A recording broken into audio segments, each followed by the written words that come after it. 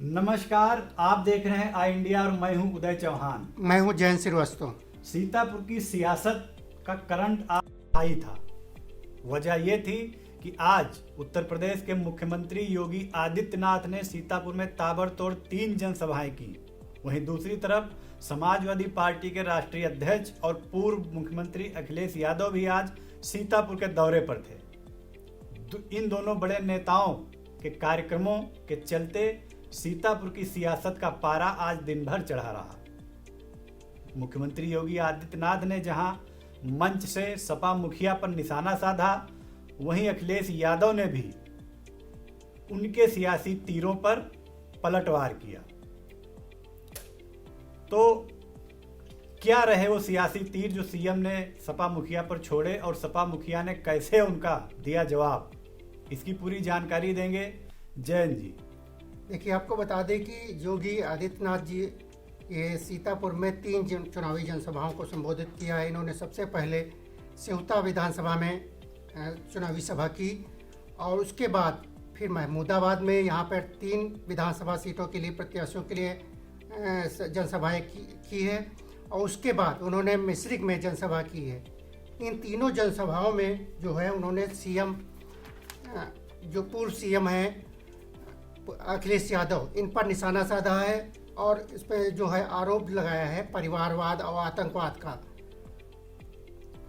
उन्होंने कहा कि जो ये भी कहा है कि जो उनके अखिलेश यादव के चाचा हैं शिवपाल, उनको जो है बैठने के लिए कुर्सी नहीं दी जाती है और वो हत्थे पर बैठते हैं। इसके साथ ही उनका ये भी कहना है था कि जो सपा की सरकार बनती थी तो वो जो है आतंकवादियों के मुकदमे वापस लेते हैं, लेकिन जब हमारी सरकार बनती है तो हम पहली बार जो है जो किसानों के ऋण था उसको माफ किया था।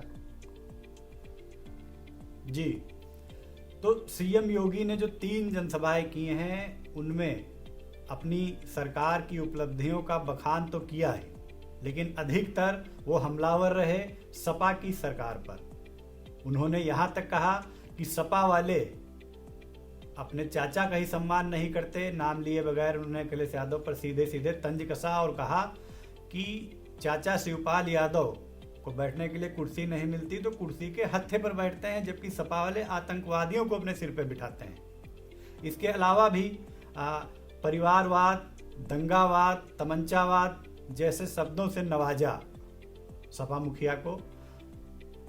उन्होंने ये कहा कि अगर हमारी सरकार बनी इस बार तो हम 2 करोड़ युवाओं को स्मार्टफोन और टैबलेट देंगे।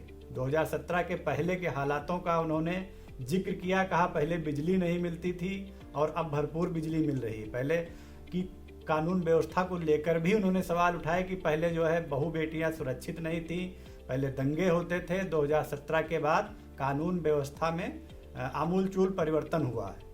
इसके अलावा अखिलेश जी ने किस तरह की पलटवार किया, जरा इस पे भी रोशनी डालिए। देखिए, अखिलेश जी ने यहाँ पे सीतापुर के बिस्वा जो सूफी संत की गुलजार शाह मजार है, वहाँ के मेला मैदान पे ग्राउंड पे उन्होंने जनसभा की। यहाँ पर उन्होंने पूरे जितनी 9 सीटें हैं उनके सभी प्रत्याशियों के समर्थन में चुनावी जनसभा की। ठीक, और यहाँ पर जो उन्होंने सबसे पहले जो शुरुआत की है नैमिष की धरती नैमिषारण, और उसके बाद जो है राजा टोडरमल जो हैं इनका नाम लिया है, गुलजार शाह का जिक्र किया। इन सब की शुरुआत जो है संबोधन से की, लेकिन गुलजार शाह का जो कई बार नाम लिया, लेकिन वो जो है चुनावी जनसभा करने के बाद भी वहाँ पर गए नहीं। जी, अखिलेश यादव ने आज जो यहाँ बिस्वा में जनसभा की है, इसमें सीतापुर की जो 9 विधानसभा सीटें हैं, इन सभी 9 सीटों के सियासी समीकरण उन्होंने साधे हैं।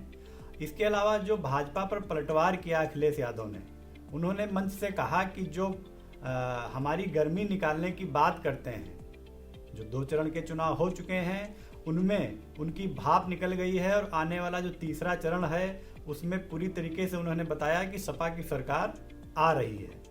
इसके अलावा भी अखिलेश यादव ने कई तंज कसे भाजपा पर, जरा उस पर भी आप प्रकाश डालिए। उन्होंने लखीमपुर का जो कांड है उस पर भी तंज कसा है कि उन्होंने कहा कि किसानों ने जो है जो पिछले अभी 2 चरण हुए हैं इसमें उन्होंने उनकी गर्मी निकाल दी है, और आने वाले जो शेष 5 चरण बचे हैं उसमें भी सपा का जो है भाजपा का सफाया हो जाएगा। इसके साथ ही महंगाई बेरोजगारी मुद्दे पर भी उन्होंने घेरा है। बेरोजगारों उनका कहना है कि उनके 5 साल के कार्यकाल में 2 करोड़ युवाओं को नौकरी देने का वादा किया था, लेकिन नौकरी नहीं मिल पाई है। और जो है उनका ये भी महंगाई मुद्दे पर उन्होंने कहा कि जो वर्तमान सरकार है भाजपा की, उन्होंने 100 रुपये जो लीटर से ऊपर पेट्रोल पहुंच गया है। अगर दोबारा सरकार बनती है तो ये जो पेट्रोल का रेट है ये 200 पार हो जाएंगे।